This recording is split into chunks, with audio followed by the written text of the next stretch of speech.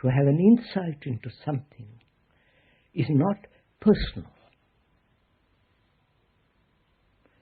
is not based on some ideological conclusions, memories, remembrances.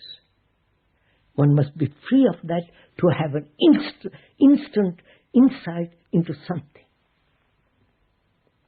One must be free of knowledge to have immediate perception. This is not something extravagant, exotic, or rather emotional, but actual. Where, if you ever had this kind of immediate understanding and therefore immediate action, that immediate understanding demands immediate action, irrelevant of time.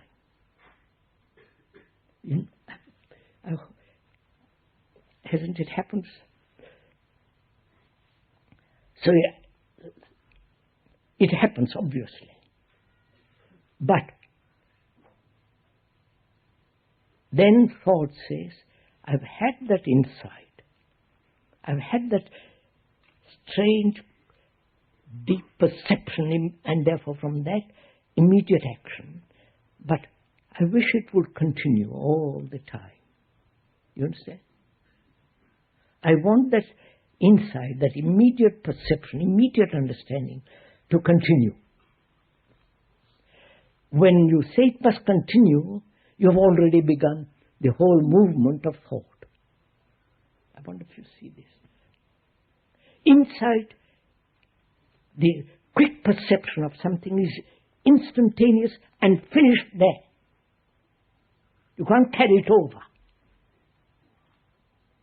Whereas thought demands that you should be carried over. Therefore, prevents the next insight. I wonder if you get all this. Have we understood something of this? Because it's very important.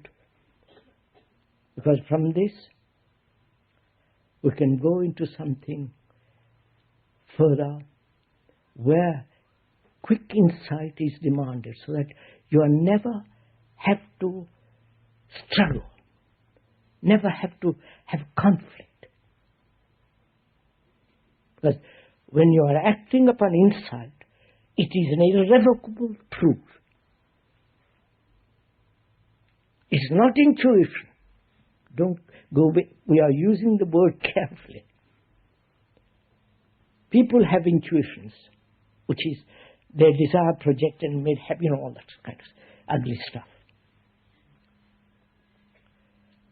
This is insight, quick perception and action is not personal. Therefore, it is whole. It is holistic. And our actions are never whole. We do something, regret, I wish I hadn't done that.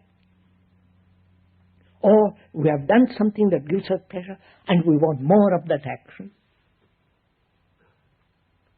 So whereas insight is something which is quite simple, but to have such an insight into things, one must have a quick mind, not a dull mind, not a mind that's frightened. But a mind, thought says, if I do that, what will happen? I might regret it, or there might be failure. It might bring about hurt to others and to myself. And so the action is never total, complete, whole. Whereas action, which is born out of insight, immediate perception, has no, because it is actual. It is the only action. Now, with bearing that in mind, perhaps even intellectually, do you have a quick perception of what is the whole nature and structure of authority?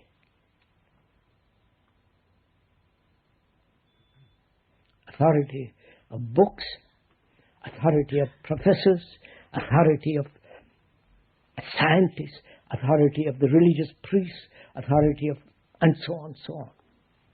Or your own experience which has become your authority. To have an immediate insight into it.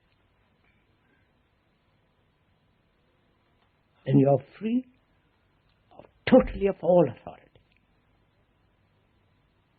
Then you don't have to fight and struggle to say, I accept this authority, I don't accept that authority.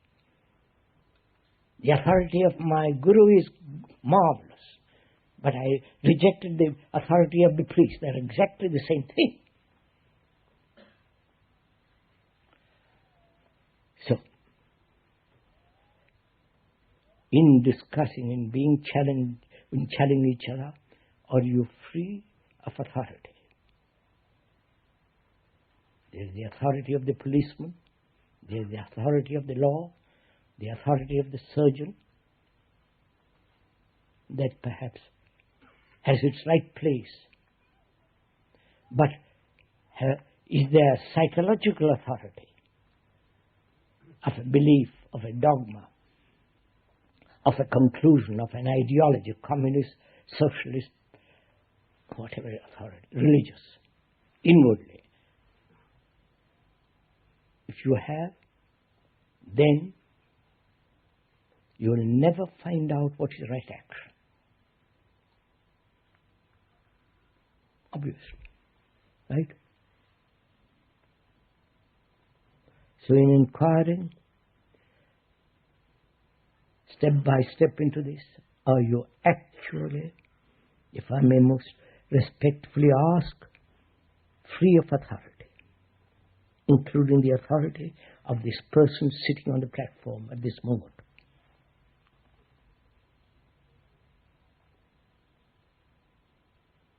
If you are not, find out why you accept authority inwardly. Objectively, you need authority. Right? You can't drive on the right-hand side in England. You have accidents. If you reject authority of some state laws, you will be punished, and so on, so on. There, authority has its right place. But inwardly, deeply, not to have any form of authority.